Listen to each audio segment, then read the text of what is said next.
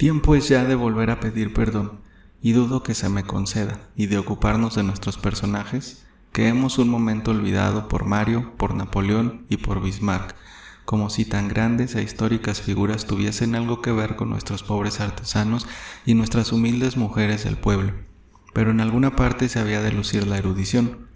Evaristo, contento con su mascarón, que consideró una de sus mejores obras, se propuso llevarlo personalmente a la casa de don Juan Manuel, pero tuvo miedo al lenguaje terrible del conde y prefirió enviar a Tules, la que tuvo un momento de alivio y de alegría, pensando que solo necesitaba atravesar algunas calles para abrazar a su madrina y besar las blancas manos de la condesita. Vistió su mejor ropa y su rebozo de hilo de bolita, envolvió en un pañuelo el mascarón de ébano y por el rumbo más corto se encaminó al viejo palacio del conde del Saúz. De un brinco se puede decir que Tules subió las escaleras y sin hablar con los criados que encontró al paso, penetró hasta la alcoba de Agustina. Una y otra quedaron espantadas al verse y apenas se podían reconocer. Los años que pasaban antes no habían producido otro efecto que desarrollar y llenar de sangre y gordura sana las formas de Tules y de fuerza y solidez los músculos y nervios de la madrina. Pero desde que se habían dejado de ver, qué cambio, qué diferencia. Se miraron un rato y se comprendieron. Tules dejó caer en un canapé el mascarón de ébano y quiso decir algo, pero tenía un nudo en la garganta. Calla, calla, no me digas una palabra. He sido una vieja loca en casarte con ese hombre. Ya sé sus vicios y su conducta y cómo te trata. Dios me ha castigado, ya me ves. Huesos, huesos. No pasa una semana sin que esté enferma. ¿Y la señorita condesita? Se aventuró a preguntar Tules con una voz que apenas se entendía. Peor, todo peor. La desgracia ha entrado en esta casa, ya la verás. Tú no puedes comprender, no puedes saber, ni sabrás nunca lo que ha pasado. Mariana, que sin duda oyó una voz que no le era desconocida, salió de la recámara y entró en la de Agustina. Tules dejó caer los brazos desconsolada y bajó los ojos sin atreverse a abrazar a su ama y sin poder hablar. ¿Tan desfigurada estoy, Tules?, dijo la condesita, y tú, Dios mío, si no fuera por tu voz no te habría reconocido. No habían pasado en verdad tantos años para tan notable mudanza, pero cuántos y qué hondos pesares no destrozaron la primavera de la vida de la ama y de la criada y acercaron el crudo invierno de la camarera que, llena de remordimientos, jamás podía tener en las noches el sueño tranquilo y completo. Se creía criminal y culpable por haber casado a Tules y protegido los amoríos de Juan Robreño y de la condesita, y en realidad no era más que la criada antigua, cariñosa, apegada y solícita como una madre con los que había conocido desde que nacieron. Tules cayó la dura vida que pasaba y solo les contó la visita del conde y la ocasión que le había proporcionado el ir a la casa, y les entregó el mascarón que no pudieron menos elogiar por la fineza de la talla y la extraña forma de la cara. Toma, le dijo Agustina, abrazándola estrechamente. Adivino, mejor dicho, sé lo que te pasa, y le puso en las manos una bolsita de piel llena de dinero. Algo te aliviará esto, aunque el dinero, hija mía, no sirve de nada para la felicidad de la vida. Ya ves, aquí no sobra y... La condesita entró a su tocador sin poder despedirse de Tules. Tules bajó poco a poco las escaleras echando en cada escalón una mirada a su madrina, a su ama la condesita, cuya figura blanca se desdibujaba en la vidriera, a las altas e inmóviles almenas y a los mascarones de piedra que parece que con sus grandes ojos saltones veían salir y se despedían de la pobre Tules que quizá por última vez pisaba las baldosas del palacio señorial de la calle de don Juan Manuel. El día que siguió a la visita de Tules fue precisamente cuando se presentó con su huérfano la viejecita trapera al obrador de tornería, lo entregó a Evaristo y lo dejó de pie, y mudo de sorpresa y de miedo, arrimado contra la pared cercano al torno. Evaristo, sin hablar más, continuó su trabajo hasta que acabó la pieza y la colocó en un armario. Ya has traído una boca más para mantenerla y obligarme no solo a que trabaje de día, sino a que vele de noche, dijo bruscamente Evaristo echando una mirada colérica a Tules. Poco gasto nos hará, y ya ves que los días que estoy mala no puedo hacer los mandados, él nos ayudará. Tiene trazas de un buen flojo. Me dio mucha lástima la viejecita, tan flaca, tan débil y tan pobre, y él, yo creo que trabajará y será un buen muchacho. Además, tenemos el dinero que el conde te mandó por el mascarón y que le gustó mucho. Ya te dije desde el mismo día que volviste con el dinero que no me lo toques aunque nos muramos de hambre. Ese dinero es para pagar lo que debo en la ferretería y en la maderería y para pasarme y descansar los domingos y los lunes, que bastante trabajo en la semana, y luego encarándose con el muchacho. ¿Qué sabes hacer?, le preguntó con voz desagradable. Nada. ¿Sabes escribir? No. ¿Sabes leer? No.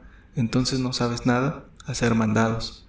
Para eso no te necesitamos. El oficio ni lo has de aprender, porque pareces un burro. Ven acá, te enseñaré a ser obediente y hombre de bien.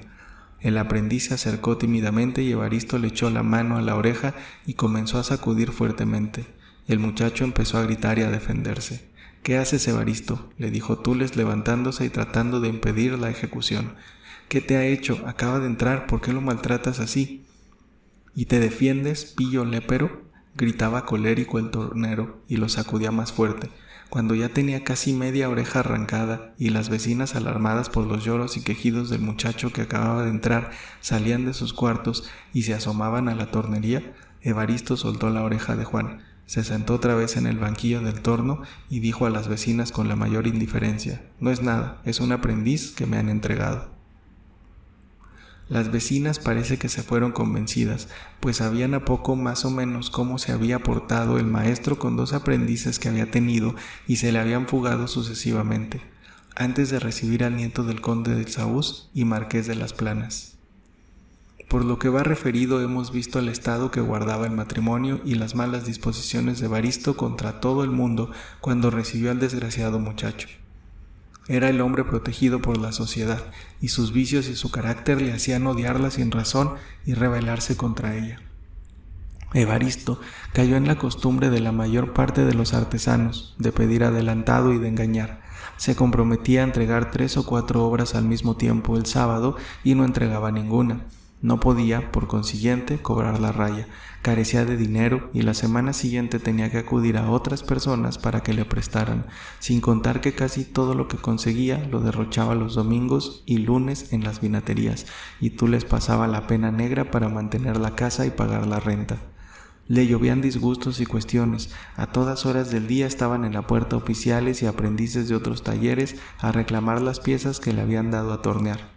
Tenía que esconderse en el cuarto interior y era Tules, a fuerza de disculpas, de súplicas y aún de mentiras, la que lograba de pronto quitarle de encima a los que justamente querían o la obra que le habían encomendado o que les devolviese el dinero.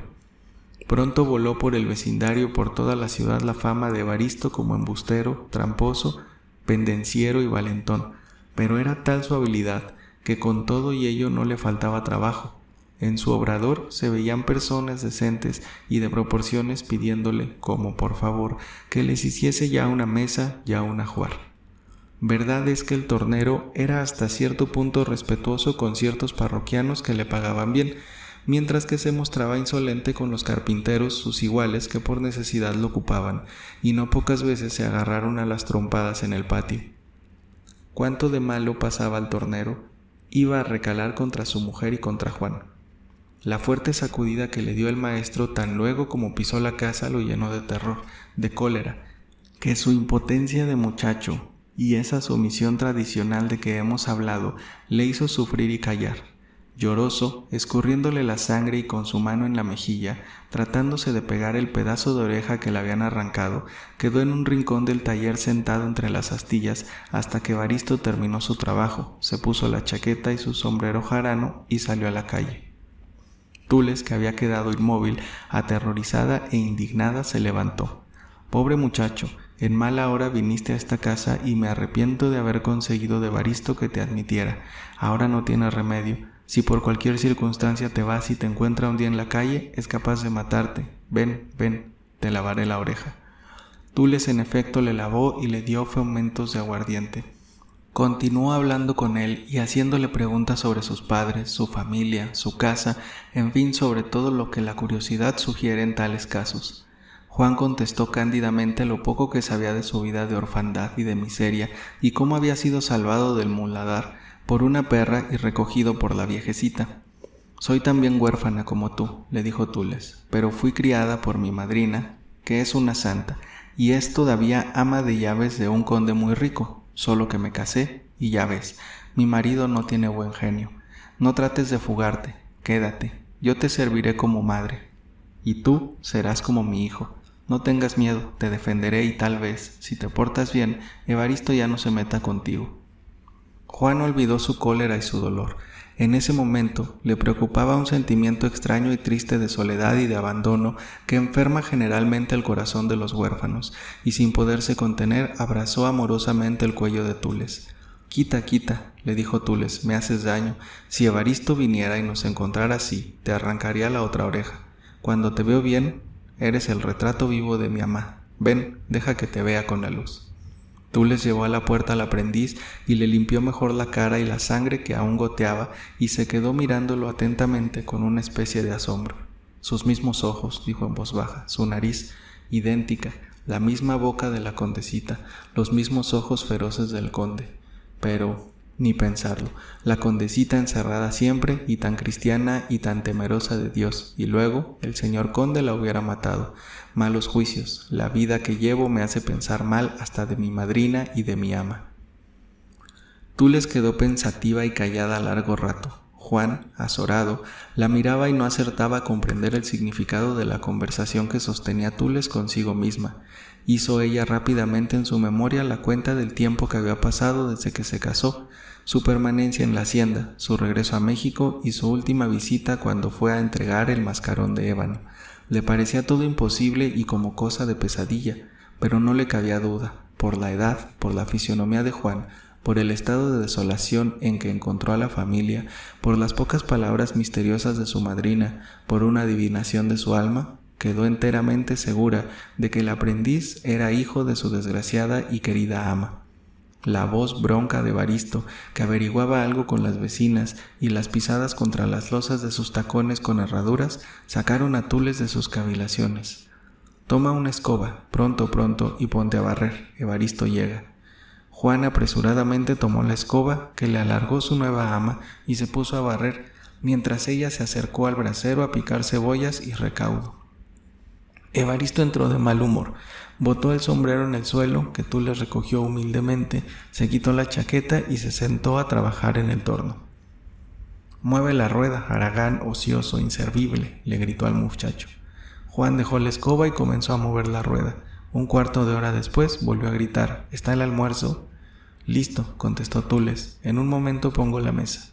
Y en efecto, en menos de 2 minutos, servilleta blanca, vasos y platos limpios, cubiertos bruñidos, salero de cristal, chilitos verdes y pan y tortillas cubrían la mesa, que tenía un conjunto apetitoso que aumentaba el vapor aromático de los barnizados trastes de barro colocados en las hornillas.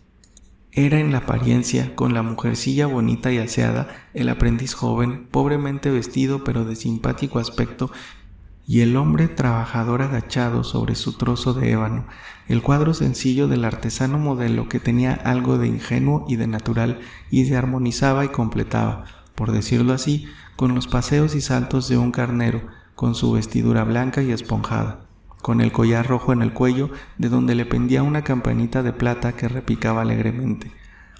El que de improviso hubiese entrado en esos momentos al taller habría sin duda envidiado la calma y la dicha de este hogar de hombre honrado, de buen esposo y de inteligente artesano, y jurado que la felicidad existía ahí. «Te tengo dicho 1000 veces que cuando yo venga has de tener el almuerzo servido. No puedo perder tiempo». «Se me quemaba la comida», le interrumpió Tules. «Tú eres la que me quemas el alma, bruta y tonta serás hasta que te mueras», le respondió el tornero sin dejar su trabajo. Tules se puso encendida. Miró al aprendiz, que a su vez indignado de la injusticia quería decir algo, y sus ojos se llenaron de lágrimas. Disimuló, arrimó una silla y se sentó silencioso. Estas escenas eran diarias. A estas brutalidades de Evaristo, Tules oponía la resignación y el silencio, que exasperaban más al marido, que extrañaba la contradicción y las repostadas de Casilda.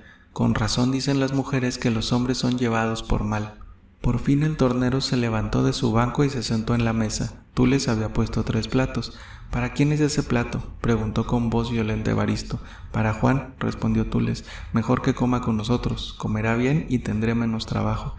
¿De dónde te has figurado, pedazo de bestia?, le dijo Evaristo colérico, que un aprendiz coma con el maestro. Afuera ese plato, que vaya al rincón y se le dará lo que sobre. Canallas, desgraciados todos los aprendices cuando se les trata bien y no están contentos ni trabajan sino a coscorrones.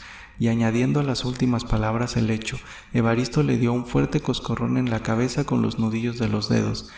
El muchacho se agachó y se fue gruñendo al rincón. ¿Qué dices? ¿Gruñes?, le dijo Evaristo amenazándole. Nada, nada, le interrumpió Tules. Déjale, comerá en el rincón como tú quieres. Evaristo devolvía al nieto con usura las injurias del abuelo. Así es la triste escala social. Evaristo devoró la comida sabrosa y excitante usual de la gente del pueblo, bebió su tinita de pulque y él mismo, con una maligna intención, juntó en un plato pedazos de pan y de tortilla, huesos de carne, caldo de frijoles y algunas cortezas de naranja, un puñado de capulines y lo mezcló bien y puso delante del aprendiz esta detestable escamocha. Juan clavó sus ojos negros y feroces en el maestro y éste, sin saber por qué, no pudo sostener la mirada, pero pronto se repuso. ¿No lo comes? ¿No lo quieres comer? Pues muérete de hambre o yo te mezclaré aserrín y te lo haré comer a fuerza. Tules hizo una señal al muchacho. Este bajó la cabeza y con un pedazo de pan que le dio, comenzó a tragar, más bien que a saborear esta indigestada Macedonia. De una vez, dijo Evaristo, recreándose en la repugnancia con que veía comer al muchacho, arreglaremos la manutención de este haragán. Por la mañana pilón de atole y un pan vasito blanco, a mediodía su escamocha, con la noche otro pilón de atole y los mendrugos de pan que sobre. Ya verás cómo antes de un mes engorda como un marrano, y cuidado con que le des más, ni me gastes el dinero, que no quiero trabajar para mantener huérfanos. Dale un petate viejo y que duerma en el rincón de las astillas. Va a estar mejor que el conde. La vieja que lo trajo no le daría tanto. Evaristo, después de haberse asegurado que sería obedecido, echando una mirada decisiva a su mujer y al aprendiz, bebió su último trago de pulque y se puso a trabajar, porque necesitaba bastante dinero, pues había convidado a varios amigos artesanos y a unas comadres conocidas del barrio. La existencia del muchacho no habría sido posible sin los auxilios secretos de Tules. A las 5 de la mañana tenía que levantarse para comprar la leche de la ordeña de la plazuela cercana y sobre de él cuando el sueño lo vencía. Evaristo lo despertaba a patadas y lo hacía salir casi desnudo en las mañanas frías de diciembre. El resto del día movía la rueda, hacía mandados y por todo aprendizaje aserraba trozos de madera hasta que las fuerzas le faltaban en los brazos y el sudor goteaba de su frente. Muchos días, cuando Evaristo estaba de buen humor, le daba cuartilla para fruta, pero en cambio lo obligaba a comerse el plato de escamocha. Los vestidos, no obstante los cuidados de Tules, se le caían a pedazos. Evaristo prohibía expresamente que se le comprase ropa, que se lavase la que tenía y que se le dieran más alimentos que los que él había señalado. Solo así aprende esta canalla, le respondía a Tules cuando ésta, a riesgo de tener una fuerte querella, se interesaba por el aprendiz. Este cuadro de sufrimientos diarios, de martirios de todo género que constituían a Evaristo en el verdugo implacable de su corta familia, tenía, sin embargo, un rincón luminoso que a momentos, aunque cortos, mantenían realmente la existencia de esas gentes. Tules, con su carácter resignado, había concluido por no hacer caso de los insultos y groserías del marido, y cuando temía que de las palabras pasase a los hechos, sabía interponer ya a una vecina, ya a alguno de los muchos parroquianos que acudían al taller, porque todos la querían y la compadecían sospechando la vida que le daba el marido. El aprendiz recibía sus puntapiés, sus golpes en la cabeza con una regla o con cualquier instrumento, y así sufría y pasaban ignorados sus dolores y sus penas. Tules había reconcentrado sus aficiones, todo su cariño en Juan y en el blanco carnero. Sufre, aguanta por mí y por tu madre. Sí, porque tú tienes una madre muy rica y un día u otro la conocerás, y entonces tendrás buena comida y vestirás bien, y en vez de que tengas que temer nada de Evaristo, él se quitará el sombrero y tú le darás a tornear mascarones de ébano. Pero no sé qué hacer, tengo miedo y no me atreveré nunca. Todos los días le pido a Dios que me inspire, para que cuando me resuelva no lo vaya a echar a perder. Me paso las noches en vela y no acierto. ¿Pero qué cosa es, maestra?, le preguntaba Juan. No te lo puedo decir, ni tú lo podrás entender y yo misma no lo entiendo. Lo que te ruego es que te dejes matar. Va como de comparación de Evaristo, antes de decirle nada de esto, ni ahora ni nunca, y por Dios te ruego, no te vayas a fugar. ¿Cómo me dejas aquí sola con él? Me sirves de compañía, de no sé qué. El caso es que cuando te dilatas en algún mandado se me figura que ya no vuelves. ¿Que no vuelvo? Ni qué pensarlo, maestra. Dice usted bien. Me dejaré matar del maestro antes de abandonar a usted que me quiere tanto. Ya me habría empachado con la escamocha y andaría desnudo si no fuera por usted, y no vaya a creer que yo tengo miedo. El día que el maestro le pegue a usted recio, como hay Dios, que le encajo un formón por donde pueda. Calla, calla, ni lo pienses. Dios nos ha de sacar, y quizá pronto, de esta situación. En efecto, Tules estaba cada día más convencida de que Juan era hijo de su ama la condesita. Pero ¿cómo decir esto? ¿Cómo hacer las cosas? Por una parte, tenía miedo de Evaristo y no encontraba pretexto para ir al palacio de la calle de don Juan Manuel, y aunque arriesgándose pudiera ir, ¿cómo declarar a su madrina lo que podía ser solo sospecha? ¿Cómo platicar de esto con la misma condesita? Imposible. La arrojarían de la casa, le dirían que era una malagradecida y canalla, pagando los favores que le habían hecho desde que nació con deshonrar a su propia ama. Y luego, si el señor conde lo sabía, Jesús, ni trizas quedarían de ella, de Evaristo y de Juan. Tules cerraba los ojos aterrorizada y pasaba el tiempo sin resolverse a nada. Tules tenía otro cariño, otro amor entrañable, vehemente, y era el cordero. Lo había mandado traer de la hacienda su madrina, y pequeñito apenas había acabado de mamar cuando un ranchero a caballo, caminando leguas y leguas, lo trajo con mucho cuidado. Aunque Evaristo y Tules no volvieron a la casa de don Juan Manuel, Agustina, por los 1000 medios que tienen las mujeres, se informaba de su ahijada y no la perdía de vista. Le mandaba regalos de cuando en cuando, y sobre esto Evaristo no decía nada.